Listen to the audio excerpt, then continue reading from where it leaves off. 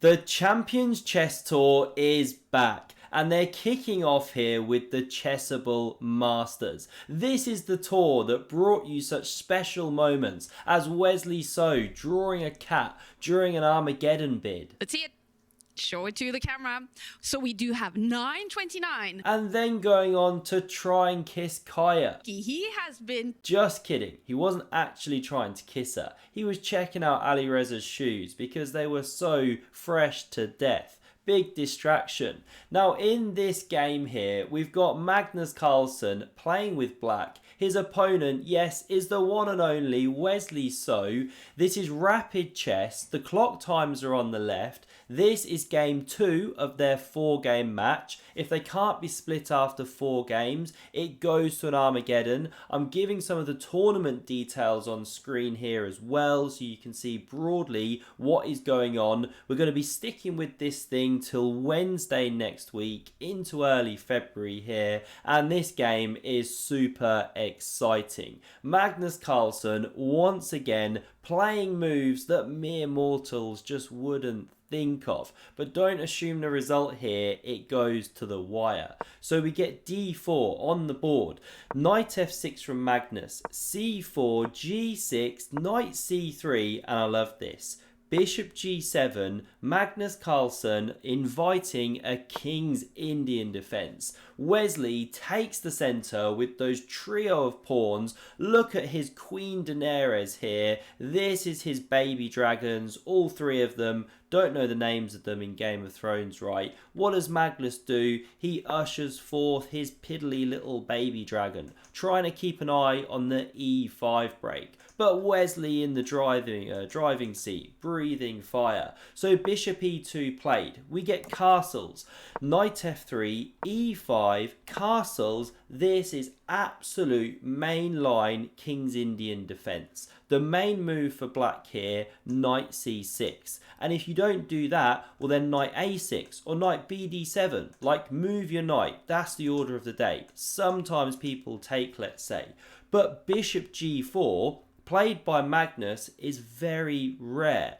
Why? Well, often this bishop just sits at home like a Mark Wahlberg sniper, waiting for white to go h3, think some kind of pawn storm later on, and then maybe you sacrifice and you do some crazy attack and the queen comes in and the rook and all this good stuff. There's some very famous games, but you don't often see it given up so early.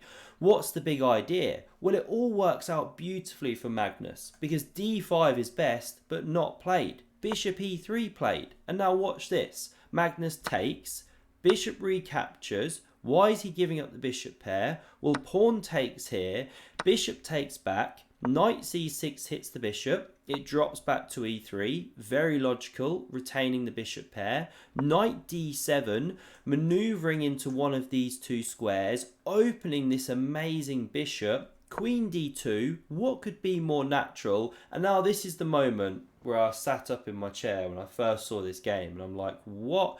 You're either a terrible player playing this move or you're like a super grandmaster, right? So Magnus plays a move. See if you can guess what he does here. I would just never think to play this.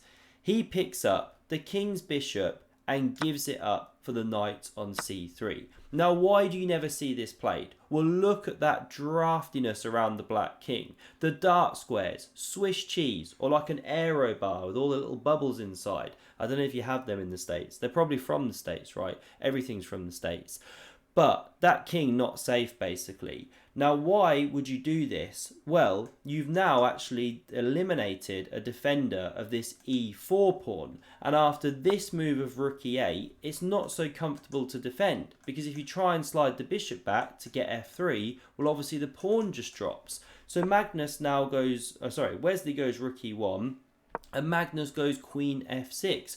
Offering an exchange which Wesley goes for. And you know, again, it got me thinking, hang on a minute, what about queen d2, bishop g5 coming?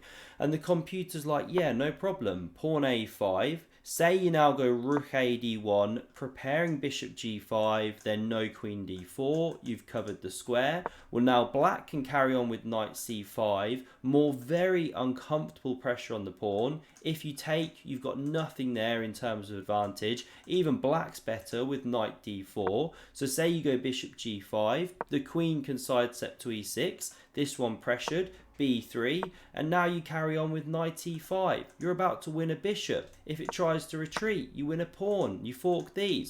You know, it all just flows in this harmony. Yes, we're down a rabbit hole here, but it just amazes me that Magnus knows the moment you can give up your prized bishop and it be okay. Incredible.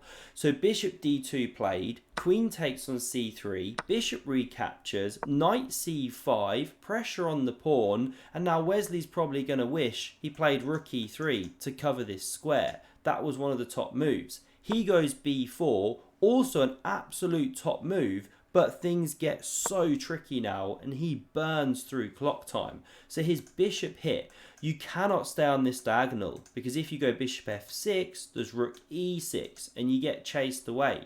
So bishop d2 is played, but now knight b2, hitting the c4 pawn and threatening knight d3. That's why c5's no good. You know, you can go knight d3, hit the rook, you're also on c5, good for black. So Wesley brings the rook here, doesn't go with this rook by the way, or knight d3, you fought the rooks, so goes with this rook, still knight d3, the rook moves and the pawn drops here, nothing could be done. However, it is okay for white if you play the right move.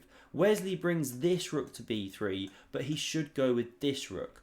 Why? Well, after a5, supporting the knight, a3 to chase it away, you want it to retreat so you can take on b7. Well, Magnus throws in this move, which wouldn't have been available if this rook was here and this rook on b1 was the one pressuring the file. It's subtle stuff, the wrong rook move. It's like the Hikaru hands game we just covered the other day.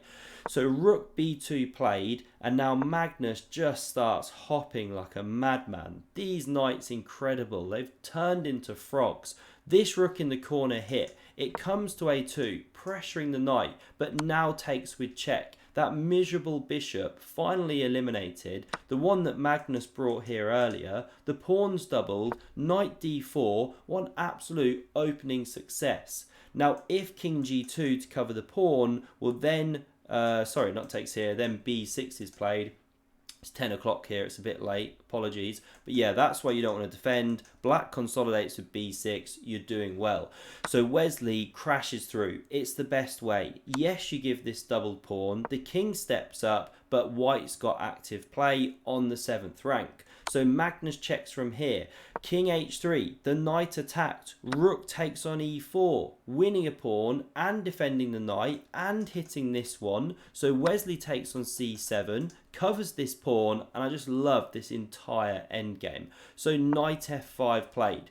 You don't want the rook to babysit. Magnus wants to come here, especially because rook b2 played, rook b7 on the way, then setting up the kebab. You're going to break through to the king, but Magnus just in time with this move. They're so ahead of each other's plans. Now, of course, you can't do this or you lose a bishop. So bishop c3, we see a pair of cannons coming off the board. Bishop recaptures and h5 gives the king some breathing room. You have to watch out for some, whoops, misfire. Told you it's after 10 o'clock. You have to watch out for some nasty stuff here. Obviously, the rook currently covers. So a4 now from Wesley, fixing the a5 pawn as a weakness. Magnus goes g5. Nice expansion. This is where he's stronger on the board. f3 from Wesley, keeping an eye on g4 potentially. Rook b8 hits the bishop. Bishop c3 hits the pawn. And now I love this move from Magnus. It's so tricky. He goes knight to h4. And Wesley plays a move in response that looks weird, but I now understand it. Because what if the king just goes king g3, right? Really natural. Well, then there's rook b3.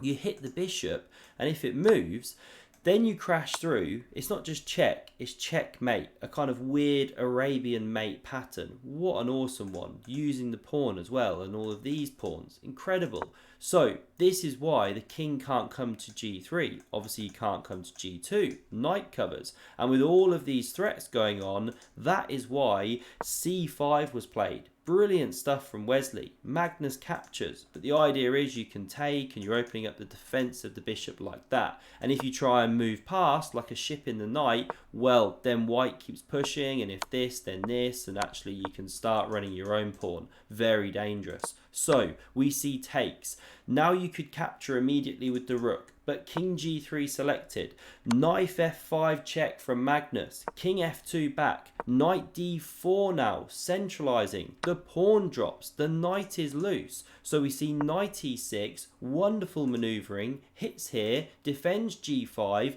The a pawn now drops off the board. Wesley's got the passer and the bishop, which is usually better than a knight when you've got pawns on both sides of the board. But rook b3 and Magnus, he starts activating. Bishop d2, hitting the g5 pawn twice with the rook. So this one pins that bishop to the king. We get king e1, rook b1 check, king back, king here. Obviously Wesley would love a draw. He's the draw king lately, worse than Anish Giri. Anish isn't even that bad, by the way. He just had a bad reputation in 2016. Now we get rook a2 from Magnus coming behind the pawn. He declines the draw here. So what happens here? Well, the pawn drops on g5. Yes, Magnus has shed one, but he's winning one back. He can take on h2, or there's knight d4, which he played. Hits f3. You can't cover both. So Wesley pushes h4. This is still a level position. Look what the engine's showing us. They're low on time. We're into blitz chess. The knight takes with check. King f1.